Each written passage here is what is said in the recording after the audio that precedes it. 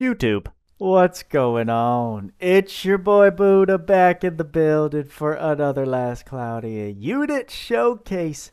Take two. Somehow I hit the stop recording button unbeknownst to me and filmed the entire intro segment to explaining who we are taking a look at today. Regnant of Fire, Eliza. All the footage of unlocking her ward, explaining her summary abilities, traits. We're going to be doing that a second time right now. So I'm just trying to cope and tell you where my head's at right now. But let's just dive in, shall we?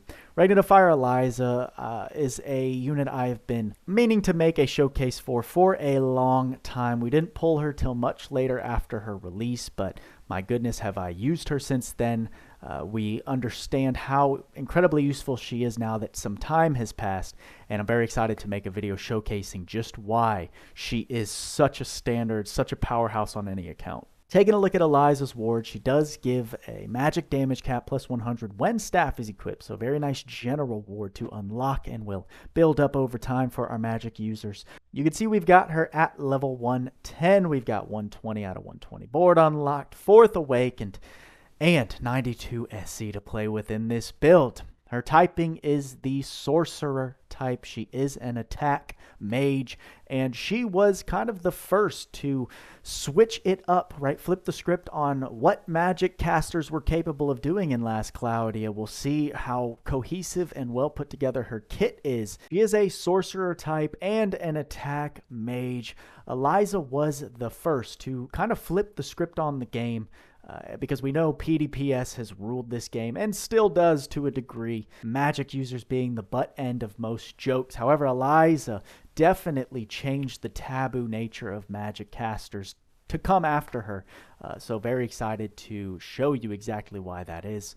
Looking at the stat spread, the stats to note are INT and MP, which are pretty much what we're concerned with our mages, since magic power does scale off of INT, and then you want a big MP pool in order to cast spells throughout lengthy battles. The attribute resistances, she's got nice resistances to fire, earth, and light, neutral to thunder and dark, and then a very heavy weakness to ice, which makes sense because ice and water are basically the same thing in this game. Looking at ailment resistances, she's got +1 to poison, neutral to blind, +1 to silence, which is great, neutral to curse, +1 to stun, and -1 or weak to illness. So if you want to make sure she's not getting blocked from heals, you'll need to build for resistances in that area. Moving on to the abilities. What's funny about Eliza is, correct me if I'm wrong, any of the expert veterans, but I think Eliza does have the fastest burst DPS potential if you have crazy end game SCT sustain strategies with her S3. However, it's just so fast, and so you have to build so particular for it. It's just not a sustainable or practical way for most players to use Shift Eliza. But it's just funny that a magic user has the highest potential DPS that we know of so far. Her S1 Flare Burst long range medium area fire combo attack, S2 Prominent Circle, frontal long range wide area fire combo attack with a fire tornado around the unit. An S3 Dragon Plague or Plague or Plage, you'll have to correct me in the comments, frontal long range fire combo attack that pushes enemies away with a fire tornado centered on the unit. Now, I'm not sure if this is actually around her as the unit. We know that Last Cloudia has many different ways to describe different things or the same things. I do believe those fire tornadoes are around the enemy unit. It's not around Eliza herself, so I guess we'll have to pay attention. I've never used her as a physical DPS to actually pay attention to how it works, so we'll try and keep an eye out for that in the showcases. The special Dragon Blaze or powerful fire combo attack to all enemies and reduce enemies' fire resistance. Lovely that she already has something that lowers fire resistance, which is the attack element that she is fighting with. Looking at the traits, her trait 1, Regnant of Fire. Fire damage plus 20% and damage cap plus 4,000, so that's universal fire damage. Fire magic damage plus another 30% and cap plus 4,000, so there's your magic specific damage boost. Strength and fire attack magic unlocked from unit's ability board. What's funny is that This is very vague, and you might be thinking, what does that mean? Well, it's very similar to what we saw with Shift Bayland, who adds extra hits to his attacks, but they're not actually extra attacks. They add animations to his attack combos. That's the same thing going on with Shift Eliza here, is that she adds extra hits / animations to her certain fire attack spells. So I'll try and point out which ones I know that she does that for. It's not like all attack magic spells. It's certain ones that they don't tell you here, but that's what's going on. In the Trait 2 Sorcery Helix, attack magic casting speed plus 20% and greatly boost all enemy attack magic power based on how few enemies there are. This gets up to 40% and extra damage cap of 6,000. Great that she comes with some casting speed already built within her. I want to point out what this all enemy attack magic power is referring to. Since Shift Eliza's release, Last Cloudia has streamlined the phrase stackable and non-stackable magic, as we know. If you think about Maja, think about his spells like Starverse or Nether Tempest is a very common non-stackable spell. These are spells that have to play out their entire animation before you can cast another one of these TS with the cancel mark through them. I talk about it in the new 2022 beginner's guide that I posted. Those are the spells that are getting this damage boost from her trait 2, so just keep that in mind when you're thinking about all of her damage caps and boosts put together. Looking at the innate skills, starting with the magic skill she has built in, Blazing Anima. This is something that pushes Shift Eliza from just a really good mage to a truly top tier unit. Fire and light resistance minus 20% to all enemies. Now you might be saying, I mean, it's minus 20 to 2 elements. What makes that so top tier? Well, Tweaks kind of put the argument best, in my opinion. These 2 elements constitute for some of the best characters that we have in the game currently. Think Shift Roland, think Roy. We just got a slew of top-tier light DPS, melee, Violet from the Persona 5 collab. Murren is fire type, who I just put out a showcase on why he's so incredible. So not only does Eliza act as an incredible fire mage on her own, but she also she helps enables other top tier units on the roster, making her just an insanely good unit to run if you can form the proper team around her. Then her attack spells Burning Strike, Meteor Rain, Crimson Flare, and Big Bang. I'll tell you right now, I always turn off Burning Strike and Crimson Flare, and I only use Meteor Rain coupled with Big Bang. We know Big Bang is the non-stackable spell, which you cast and then can stack Meteor Rain on top of that spell, since it is not a TS or non-stackable spell. And I do know Meteor Rain is one of those spells that her trait 1 affects and adds some extra hits / animation to it, so that you are aware. Flame Wall 2 is also great to have, just a minus 35% earth damage done to the entire team. And then moving into the passives, Arcane Up 3, Arcane Up 5 are what give her the extra boosted INT and MP coupled together. Crit Up 2, a nice innate 5% extra crit, and Advanced Aim Vitals giving that 50% crit power. Proud Force for that HP sustain with her criticals, and this is a bit wonky with mages. You'll see why in a little bit. Sunflame is one of these skills that kind of combines 2 skills that we know of. Less likely to be targeted by enemies, that's basically beast repellent. And then chance to evade physical magical attacks, has the same icon as illusion. However, I think illusion only evades physicals, so this combines magic as well. So quite nice that this is just all in one.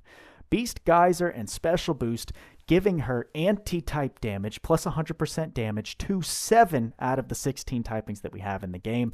I believe Eliza was also the first to introduce the Geyser skill, so an incredible introduction to that for her, giving her great damage boosts for a lot of enemies. Auto critical, incredible SC save. Auto advanced circles, very important, and nice that she has this. For units that can't utilize things like Goddess Kiss, which obviously, unless you're building her for physical type damage, you can't really get those big MP regens from Goddess Kiss. So Auto Advanced Circles is a percentage of your max MP pool recharged, I think, on a 6-second interval. So part of building Eliza will want to make sure her MP pool is very, very big to take full advantage of Auto Advanced Circles here.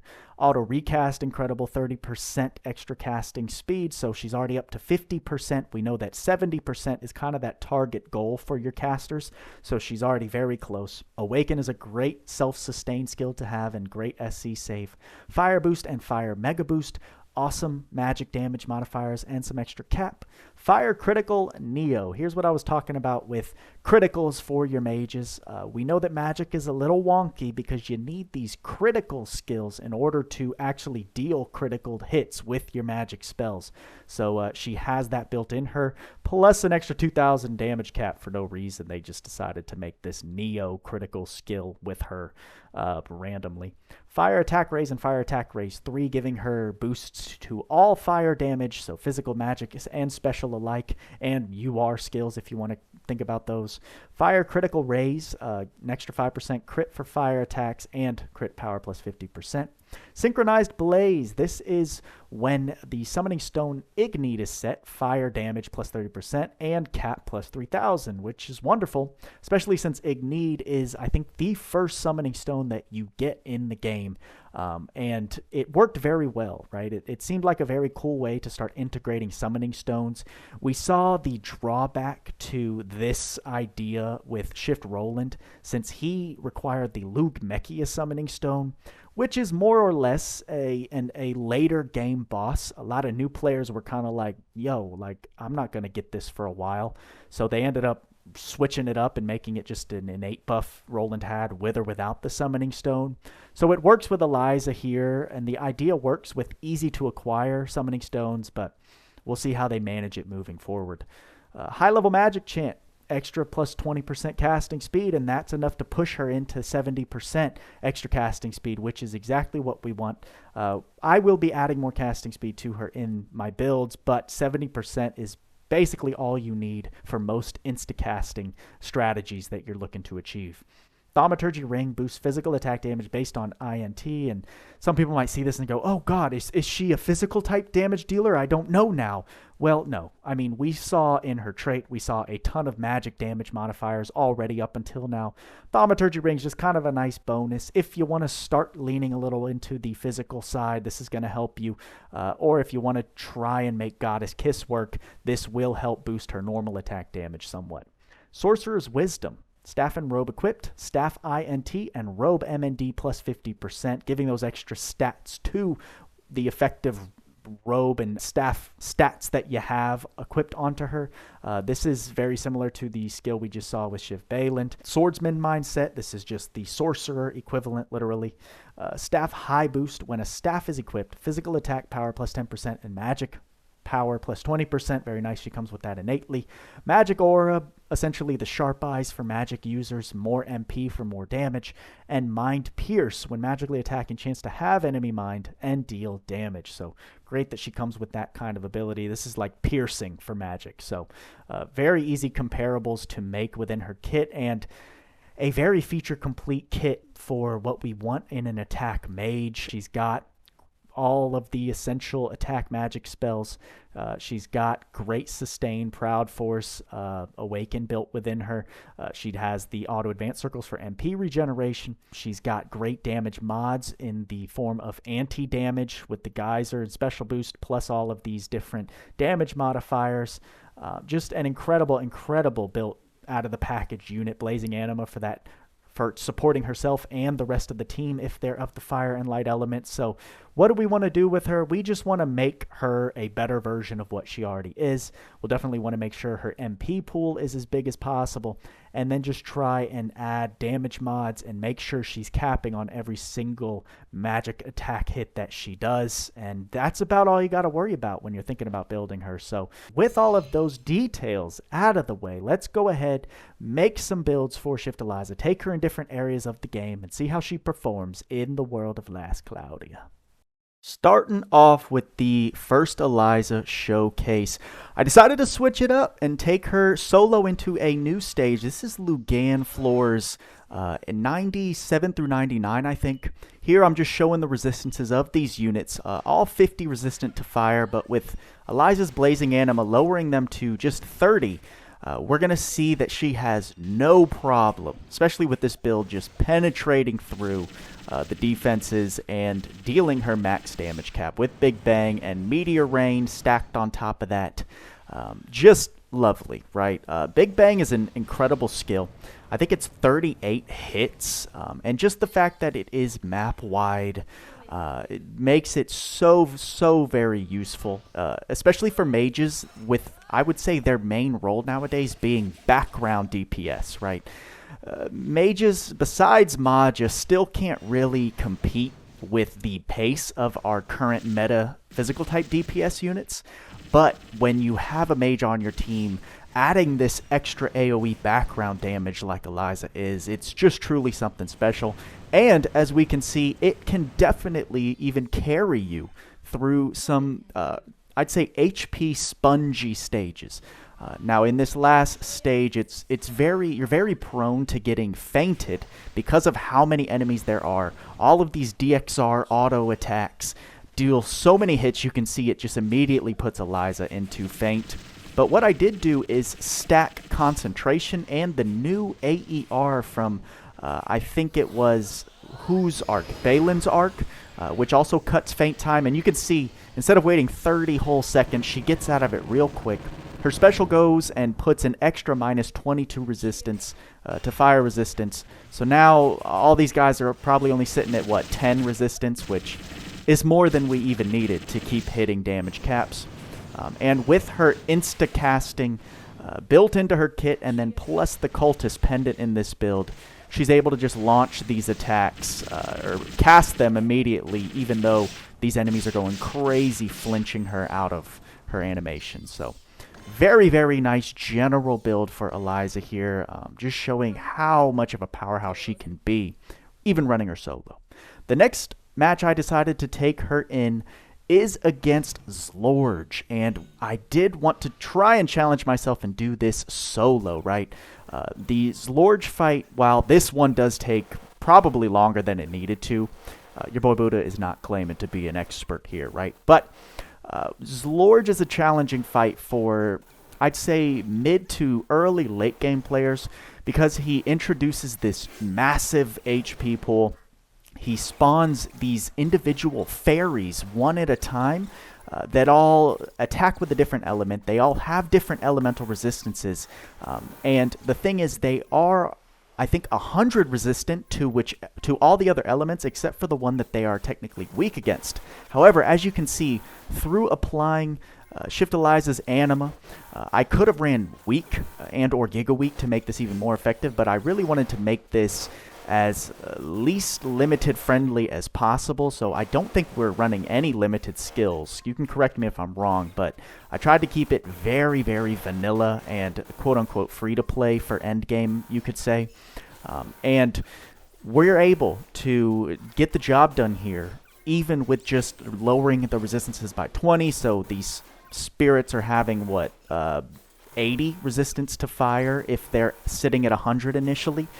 I think the resistance changes. You can correct me if I'm wrong, but it's still just the idea I want to get across, that with Eliza being able to lower enemy fire resistances built within her kit, it makes her so freaking effective, even as a single element style attack mage. You can see that this takes a very long time. I think I sped this up ×5.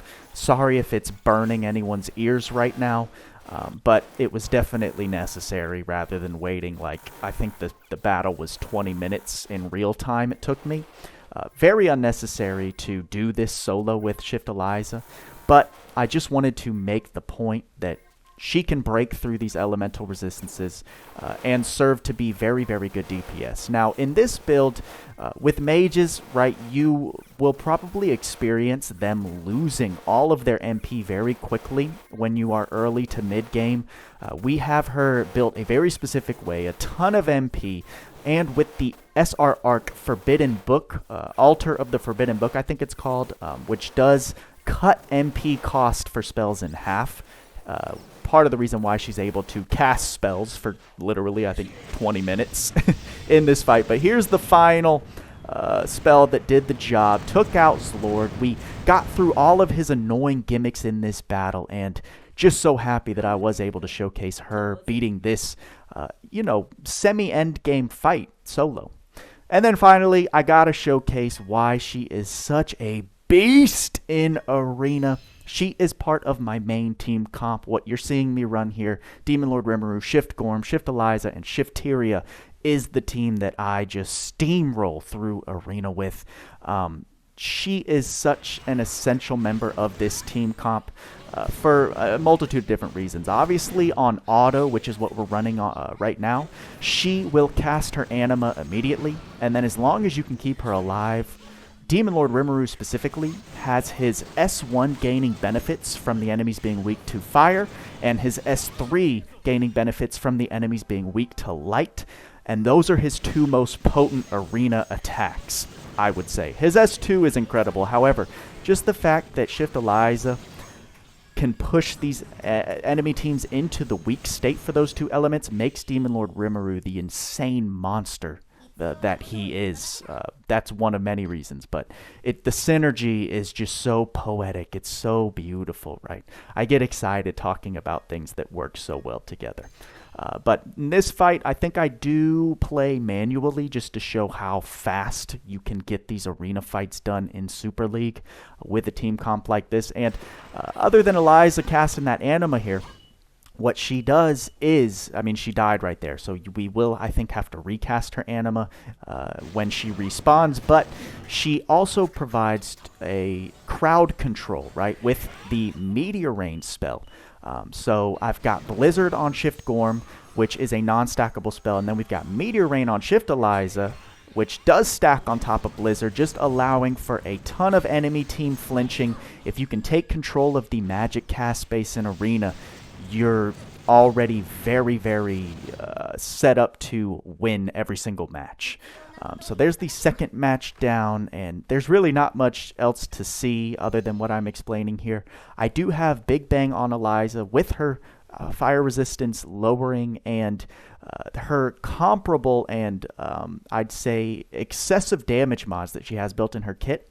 When you're fighting anything that's not a spell render team, since spell render causes a chance to miss magic attacks, her Big Bang attack can actually help to deal a lot of damage in any fights where the enemies are very, very physical DPS resistant.